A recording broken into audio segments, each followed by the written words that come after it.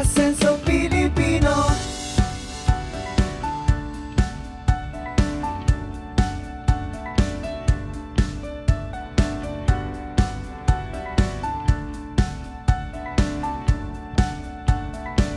Asenso Pilipino.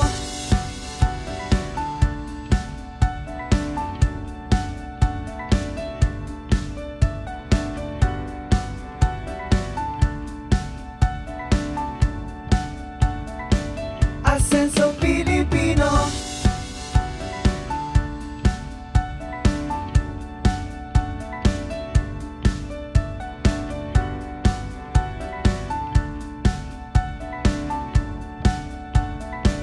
Asenso Pilipino.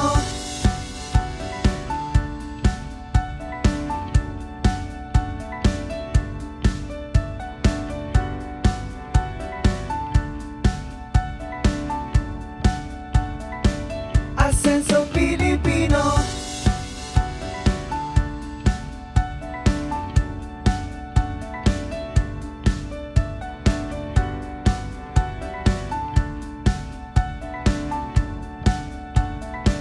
Asenso Pilipino.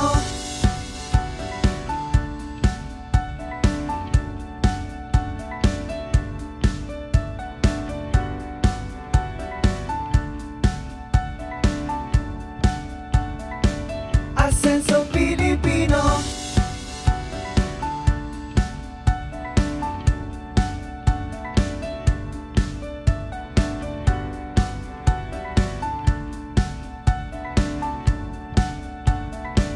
Asenso Pilipino.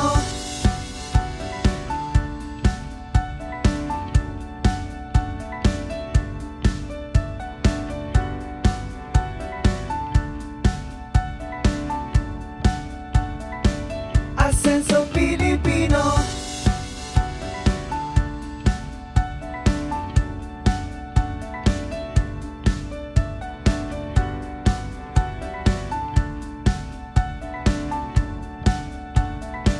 Asenso Pilipino.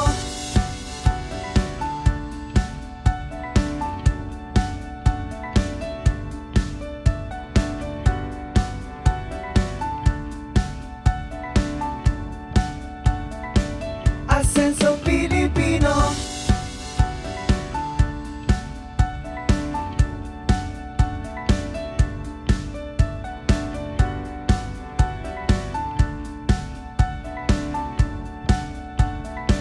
Asenso Pilipino.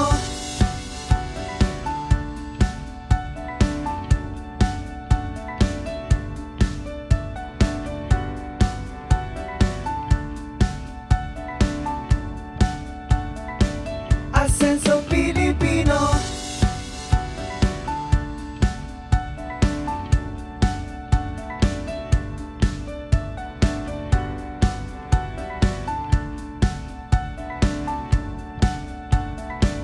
Asenso Pilipino.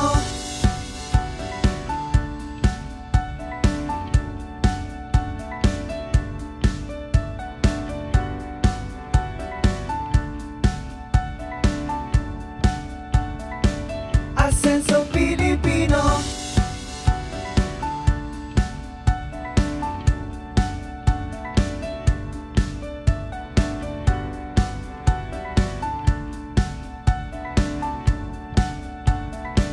Asenso Pilipino.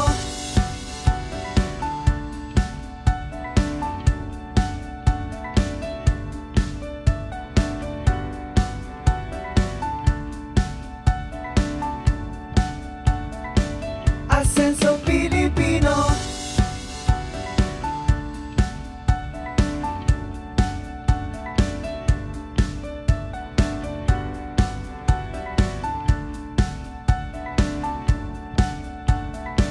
Asenso Pilipino.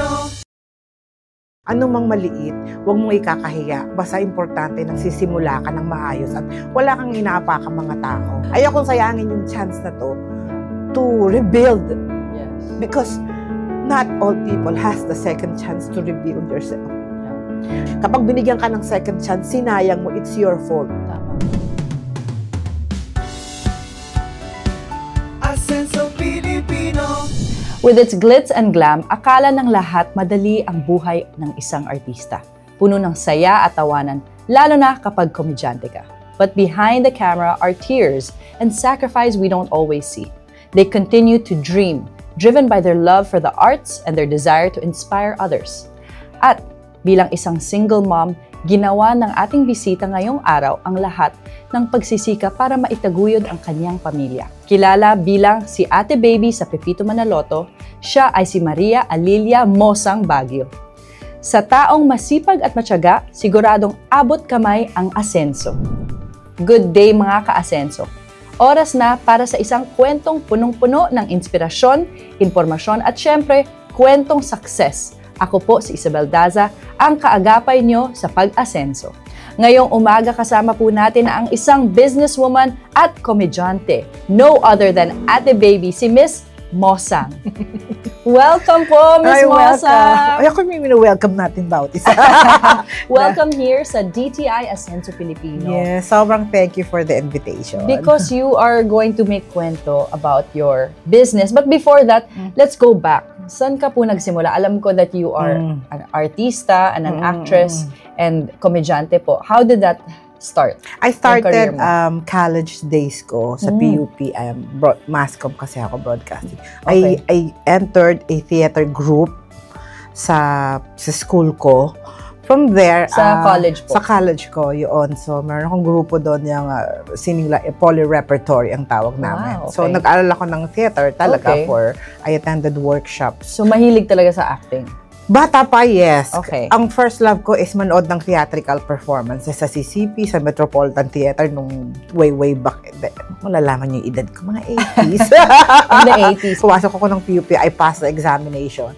Tapos tinanong ko, anong magandang course dyan? Sabi niya, ito, pwede kang mag-artista ka. Ano yan? Mass comm, ay dyan ako. Doon na lang ako. Okay. From the theater itself, you grew, napunta ka sa iba-ibang theater organization, CCP, PETA, I attended different workshops na. Until napunta ka po sa Television, TV. ang Yes. television is also a aksidente.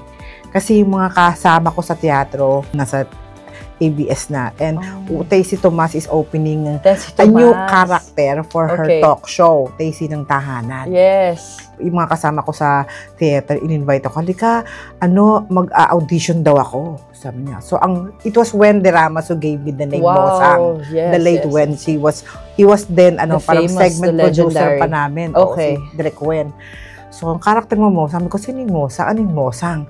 Sabi niya, ano ka ba? This is Mosang kapitbahay.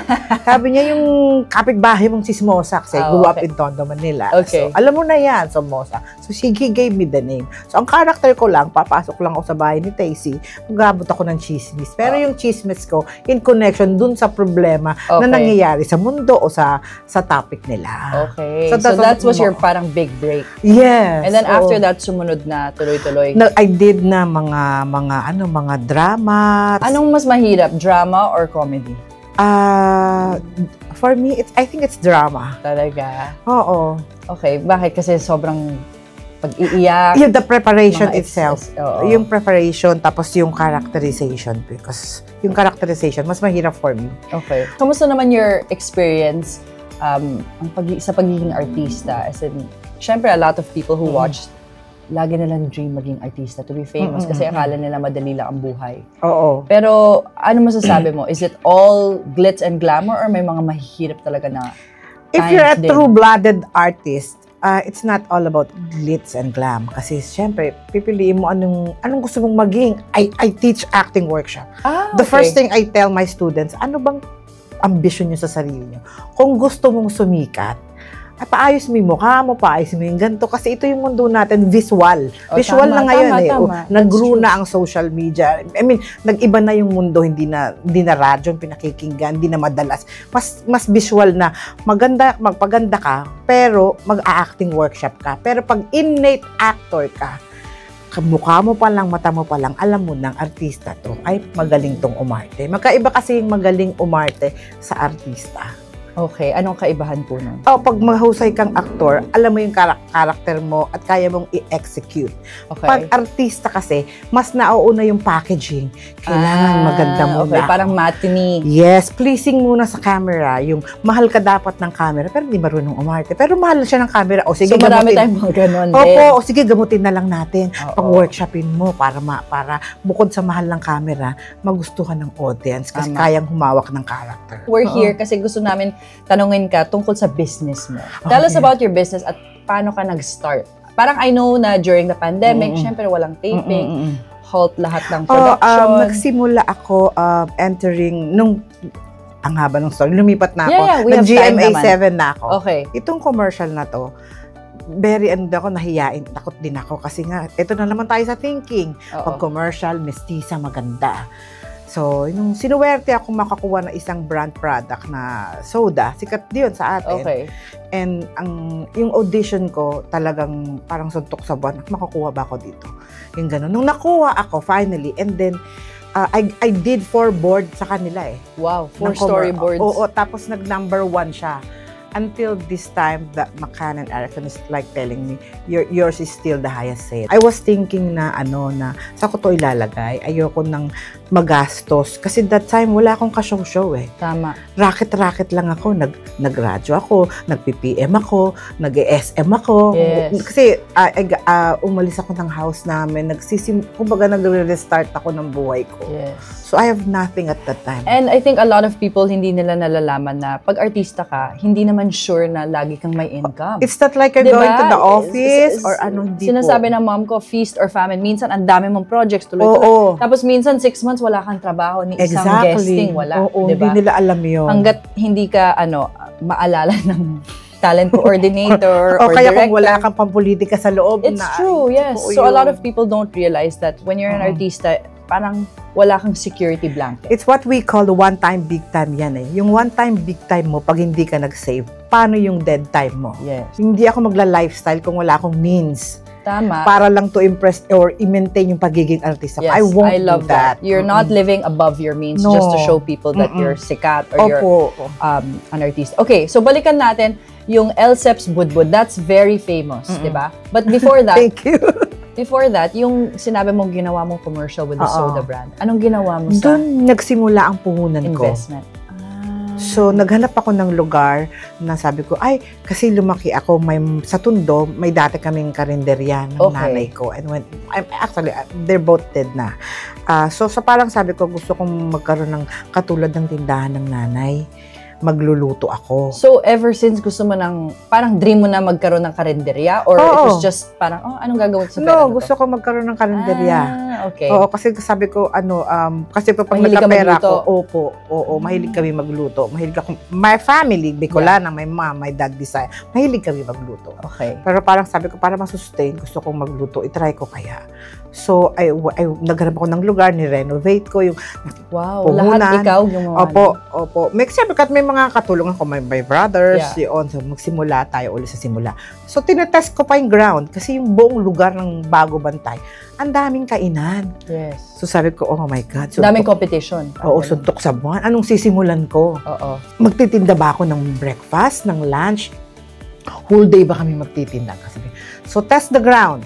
O sige, simulan natin magtinda muna. Ulam.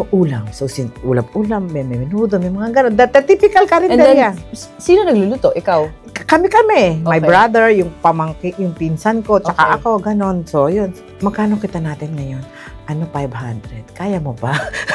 500 Pesos. after everything. After everything. Tapos sabi So, ko, yung puhunan mo na nakuha mo sa commercial, Oo. sabi mo, isi-save ko to, Oo. ilalagay ko dito sa sinamuhunan investment. ako. Oo. And then, ang dami mong trabahong ginawa, Oo. tapos at the end of the day, 500 yung 500, 250, yung mga ganyan, yung kita Grabe. per the day. Tapos, pero naaalala ko yung sinabi sa akin ng nanay ko na hanggat pagkain yan, maraming nagugutom, huwag kang bumitaw. Huwag kang bibitaw, magpaikot ka lang. Tama. Pag naglabas ka, babalik yan sa'yo. In mga 3 months time, nagpalit na naman ako. Sabi ko, ayoko na magkarinderya. Huwag tayo magkarinderya.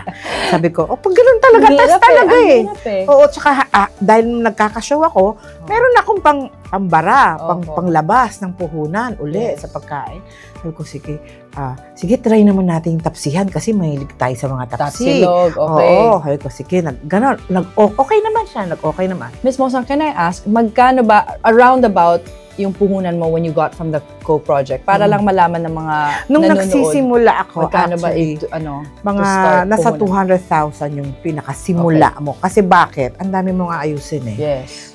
Kung ang lugar mo hindi naman feasible na kung ano talaga yung ideya mo kung karinderya, magre-renovate ka, so magre-reconstruct ka niyan. Tapos ikaw din po ang nagsabi, okay, we need to buy, kunyari, fridge, stove, everything, materials. Everything. Lahat kinikwenta mo. Opo. Saan ka bumibili? Dapat syempre, iba-iba. I go cost. to low cost. You go to the Visoria, you go to dun sa mga bagsakan talaga ng mga gamit. Hindi ka mag-achieve nung hindi mo kaya, yung kaya lang ng budget mo. Kasi mula naman yun eh.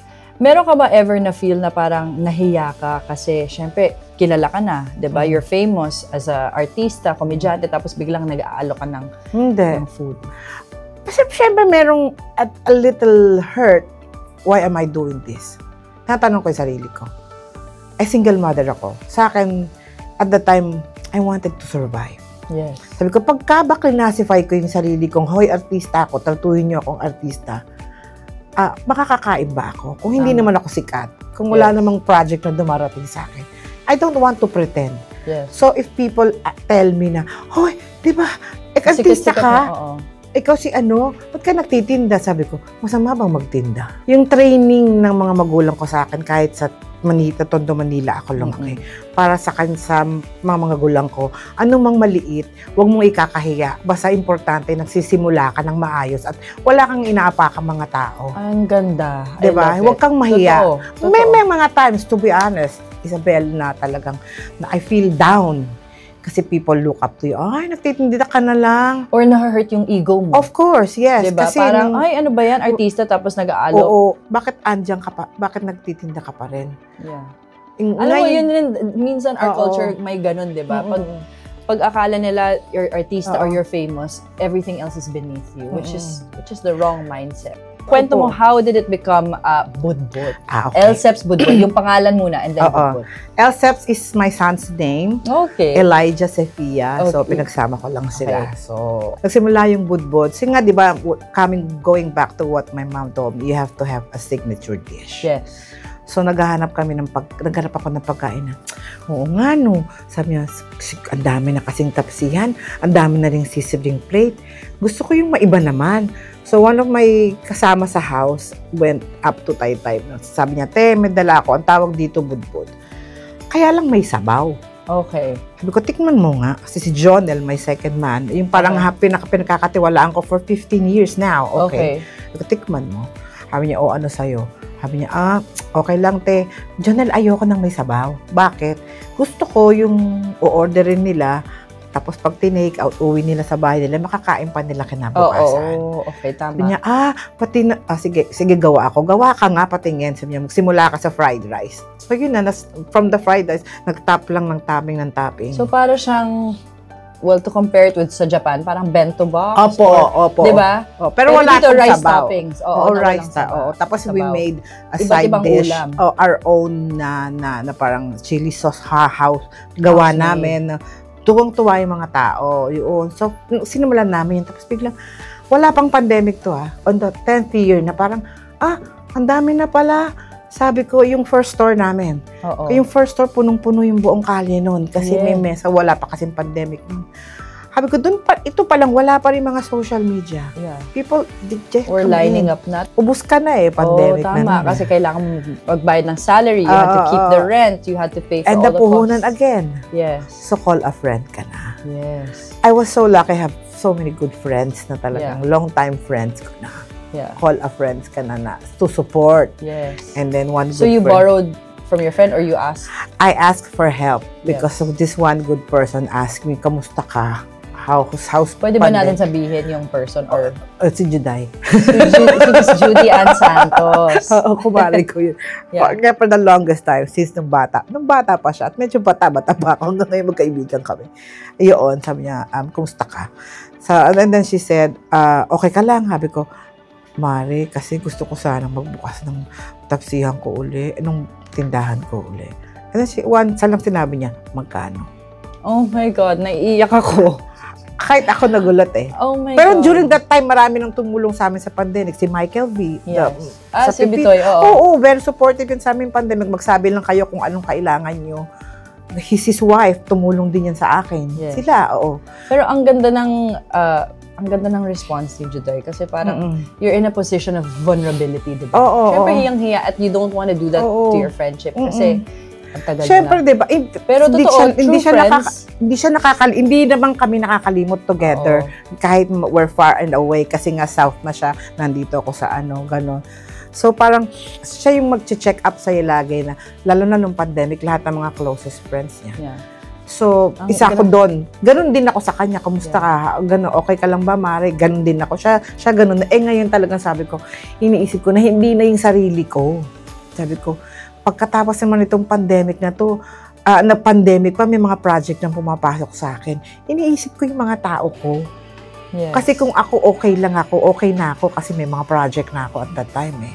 Nagla-lock in na, right? Tama. O yun. So sabi ko, So your employees, Yes. syempre, they also have to put food on the table. They Yes. have families. and what I have started, I don't want to end it. So si Miss Judy Ann Santos, she gave you that money para Without, tuloy-tuloy, without a question. Oh, sabi niya lang, magkano? Anong account number? Bakit ganun pa yung pag sabi magkano? Ang dramatic. Parang kapag Okay. ini-imagine ko, Yeah. magkano, Mare? Ang sweet niya. Tapos ako yung napaiyak ako, sabi ko. Tapos sabi ko, Mare, like, for example, kay Bitoy, hindi ko pa kayo mababa. Actually, may running utang pa rin ako sa kanila eh. Pero sa kanya in particular, dun sa dalawa, sa wife ni Michael V, tsaka siya, talagang ang sinabi ko lang, hindi ko pa kayo mababayaran, pay when you can. But Juday said, magsimula ka ulit. Ayokong sayangin yung chance na to to rebuild. Yes. Because not all people has the second chance to rebuild yourself. Yeah. Pagka ginamit mo, pag binigyan kasi ng hindi lahat may second chance. Kapag binigyan ka ng second chance, sinayang mo, it's your fault. Tama. So sabi ko, magsisimula ako ulit. Yeah. Kasi papatunayan ko sa kanya, hindi masasayang binigay mo. Kasi hindi niya ako, wala. So ang ending parang, sa'yo yan. Magsimula ka uli. Ano yung tip mo for somebody who's watching na wants to set up their own business? Na parang like that, na kainan, eatery, or food business. Minsan nagsastart sa bahay, di ba? Nag-bake ng cookies, tapos biglang they sell it online. Ano yung tip mo sa kanila? Anong dapat nilang hindi kalimutan? Ang first ko is, lakas ng loob. Sa totoo, anything about life, either business or personal, is taking risk. Wow, okay. And you pray for it. Habang nagdadasal ka, aaralin mo, ano talaga yung gusto mong gawin. Huwag lang yung, ito yung in ngayon, gagayahin ko. Huwag po. Aralin mo muna na, kung for example, sa totoo lang po, ang food business, number 1 yan, walang lugi yan, sabi ng nanay ko yan. Kasi lahat ng tao nagugutom. Yes. Basic human needs, food. Tama. Anything, either sweet or drinks or go. Huwag kang matakot. Pero syempre, huwag ka ring manggaya, huwag kang manggaya, mag-isip ka ng kakaiba. Tama. Hanggat maaari. Yes. Diba? So kung hanggat maaari, pag-aaralan mo, taking risk, patience, huwag kang manggaya. Ngayon, kung saan mo kukunin ng puhunan mo, matatakot ka, diba? Kung kaya mo pang makapagtyaga in 3 years time makapag-ipon, for example, kung 100,000 matitipid mo, para lang hindi ka umutang ha. Pero kung meron na mga programa o pagkakataon na bibigyan ka ng chance makautang, take the risk, Yes. but be responsible. Actually, dito sa DTI, they have programs where you can take loans Oh, di ba? for your ingredients and supplies. Oh my God! Yes, si Secretary Chris will talk about that in another episode. Pero I like what you said na parang take a risk kasi that's really the fear ng mga tao. And be responsible. Yes, the biggest risk you can take is not taking a risk Yes, all. at Parang all. staying in your comfort zone, Oo. tapos yun na, life goes by you, hindi mo nagawa yung gusto mong dream. Safe na safe ka kung per day mo meron ka ng 15. 15,000. Oo, tas Monday to Saturday yun. Yes. So yun yung target ng, do you have somebody there na naglilista ng Opo, sales? yes, everything. Diba? Saka Pero noon, nagre-report. ikaw yung gumagawa noon. Hindi, meron pa na akong tao. Si Jonel kasi 15 years ko nang kasama. Okay. You have to trust people eh. Yeah. Kasi you're doing another job eh. Yeah. You need to find somebody whom you can really trust. Ito't most trusted ko. For 15 years na kasama ko. So ngayon medyo social na konti. May pa-CCTV na. Kapag wala ako, pinapanood ko sila. I think kahit that's very true. simple lang. Kahit very simple lang. Because palagay may speaker. Walang hairnet. Oo, Tapos tatawa tama. sila. Yes, ma'am, magpalalagay. ML ng ML. Okay. Pero nakikita ko naman, alam ko masisipag naman sila. You know, isa yung challenge sa having a business is managing yung Opo. tauhan nyo. Kasi Oo. 'di ba meron din mga employees na hindi ako pwedeng pumasok sa work, biglang anong gawin mo, right? Naranasan ko lahat yan, darling. Yung biglang papasok ko 1 week, dire-diretso. Tapos biglang magkaka-emotional problem. Oo. Kaya alam ko doon. Pero iintindihin mo. Tapos tapos biglang sila nag-aaway. Paano mo aayusin yun? Yes. Kasi ngayon meron na akong, I rented another gastos. Nag-rent ako ng isang lugar para lang maging commissary namin. Mini commissary na at the same time, stay Staff. in a house, staff house staff ko. Kasi house. may mga staff akong galing pang General Santos. Oo. So, hindi ko na sila umuwi ng kanila. Doon na sila nakatira sa akin. So, may mga finifix kang problema. At sumayat maya yung, isa rin akong, pang pharmacy sa hospitalization pag may mga sakit yung mga anak nila or sila. Totoo. Oo. Pero ito, dahil masisipag naman sila. Tsaka hindi ako malaking kumpanya. Wala pa po ako pang benepisyo kasi karinderya nga. Yung Yeah. dream ko ngayon parang, Pero that's a benefit na Oo. meron silang staff house at hindi Opo. nila kailangan commute. oo, Mag-commute. yeah, I think- libre yung food. I think as a business owner, as an employer, iniisip ko rin lagi is, kapag ako umaasenso, kailangan din yung staff natin umaasenso. Exactly. Libre Diba? yung We don't food wanna nila. keep them down Oo, there para oo. lang tayo lang yung yayaman, Oo. so to speak. So, pagpasukan na yung mga kailangan ng mga may anak, anong kailangan ng mga anak nyo, pasukan na, and Oo. then I give them.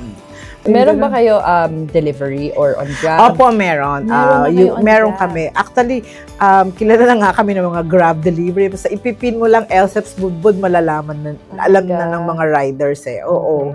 Oo, yun. Pero ang usually, the customers, they will be the one na to call na the rider or kami, sasabihin lang nila. So, yung bayad, isa lang. Meron ka nang ipaaral, na students, that is, can you talk about that? Oh, ever since when I started talaga, I get one at least 1 or 2 student na pag-aaralin ko, lalo na college. That's my mantra na. Yeah. Bali, wala akong maipan, basta may makita ako naging successful na isa o dalawang tao. And that's what I want now if ever I'm expanding na gusto ko pa rin ma-maintain yung legacy na yun. Until this time, I'm sending two students. Basta, Why did you do that? Bakit mo naisip na, magbibigay ako ng scholar or magdodonate ako ng... it just, a calling na, para sa akin calling, kasi biglang dadating eh.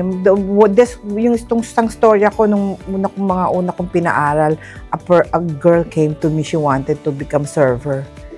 Sabi ko, pang high-ending server na term mo. Sabi ko, karinderya lang ako. Tapos sabi ko, patingin nga ng academic status mo sa high school. Oo. Aba, matalino. Sabi ko, saan gusto mong mag-aaral? Saan ka ba mag-aaral? Nag-apply PUP po. Oh, that's my alma mater. Sabi ko, paaral ka doon. Sabi niya, mag-aral ka doon. Sasagutin ko yung budget mo and everything. Kasi automatic state scholar ka na eh. Oo. So, wala kang tuition dyan. Maliit lang yan. Oo. Galingan mo lang. Nag-dean's lister pa siya. Wow. And then when she graduated, she finished her schooling, she became cum laude pa. It was a surprise for me. Sabi niya, ikaw po ang atin. Ha? Bakit ako? Gusto ko po ikaw po umaten. I owe this to you. Tapos yung ganoon ko. Now, where she is now, she works in Bank of America in Chicago. No! Yes. Sorry. Naman ako. And the other one is a Wow. teacher. And the other one is, iba mga next of kin ko na rin. Isa naman, teacher. Teacher, isa di ko rin kakilala na nilapit lang sa akin. Kasi walang mga magulang. Ang ganda. And these Pero people- paano mo sila nahahanap yung scholars? Did they just come to you or? Somebody recommend. Now Okay, I'm okay. sending one. She's a Bachelor of Science in sports. Yeah. She's also a president's lister. Lahat naman ng sports hawak niya. Yun Galing. pinag-aaralan niya. She's on her Ang second year. ganda. And the other one is culinary arts because I was telling them na balang araw ikaw isa kong pamangkin to, ikaw na rin ang gusto kong mag-asikaso ng LSEP. Mag-create tayo ng iba pang food. Wow. I still wanted to do so that. para siyang in the end, you're gonna work together kasi pamangkin Oo, mo. kasi legacy mo, pamilya Yeah. naman natin to. Okay, Hindi na last- kailangan mag-amuhan. Tama. At gusto Or you're ko pa gonna rin. leave it too, tama. Oo, gusto ko pa rin palang magsusuportahan yung mga gusto pa rin mag-aral. Nakaya ko lang po baka kasi mag-expect, wow, all-out support and Hindi, ang everything ganda po. kasi you pay it forward din. You know, you help others. Siguro you receive that help and you Yes. said, okay, ang kaya And ko. that's what I thought them. And yeah. After this, I'm not going to ask you anything. Pay it forward. Yeah. Send your kapatid in a private school. Hindi mo na-achieve yan, hindi ko rin na-achieve yan. Bigay mo sa kapatid mo o sa iba pang tao. Yeah. And I think one of the things that I'm getting from you or I learned is, hindi naman kailangan sobrang laki ang tulong mo. Just what you can. Diba? Sa galing Makaka-change dito. ng life. At saka nakakatulong sa kanila at naiintindihan nila na hindi kailangang maging super duper philanthropo o politikong philanthropo, hindi. Tama. Gusto ko lang Maliit. pagtapos From the ka. heart. Oo, meron ka ma-achieve. Okay, so last question, Ms. Mosang. Sino or si Elsep Budbud sa buhay mo at sa pamilya mo? Si Elsef is a saving grace. A dream and a future at the same time. And my legacy. Thank you so much. Thank you. Thank you. Thank you.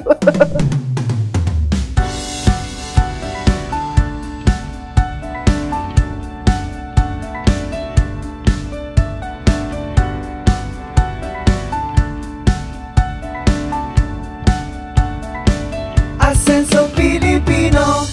Isang patunay na hindi lang sipag at tiyaga ang kailangan sa negosyo, kung hindi, diskarte din. Any last message? Actually, invite mo na lang ang ating mga Oo. viewers na pumunta sa iyong karinderya. Para po malaman ninyo ang kwentong budbud ng buhay ko at paalala sa inyo ang bawat kwento ng buhay ng natin ay parang pagkain. Maraming budbud yan. Ang kailangan mo lang, huwag kang matakot sumubok, maniwala sa Diyos, at kumapit sa kung ano yung pinaniniwalaan mo. Laban lang, kasi aasenso ka rin. Ms. Mosang, please invite yung mga viewers natin na matikman ang iyong budbud. Pag may pagkakataon po kayo, dumalaw lamang po kayo sa Elsep's Budbod, 60 Bukidnon Street, Bago Bantay, Quezon City, or follow our Facebook account, Elsep's Budbod. Or order on Grab. On and Grab, Foodpanda. hindi po, pwede po kayo mag-private message doon, bibigay namin yung mga numero, and then you can order online. Tikman nyo po ang budbud ko. Titikman namin yan. Maraming salamat, Ms. Mosa. Mga ka-asenso, wala talagang imposible sa buhay, lalo na kung marunong tayong mapaghalaga ng ating pinaghirapan sa buhay. Hindi lang dapat plan A ang meron tayo, kundi numerous plans para sa buhay. Kagaya ni Ms. Mosang, tiniyak niya na ang bawat desisyon sa buhay ay sigurado at walang pag-aalinlangan sa pagninegosyo. Kailangan ng buong pusong dedikasyon, walang sawang sipag at tiyaga at tiwala sa negosyong ating sisimulan. Muli, I'm Isabel Daza. Ito po ang TTI Asenso Pilipino, ang kaagapay sa pag-asenso ng bawat pamilyang Pilipino.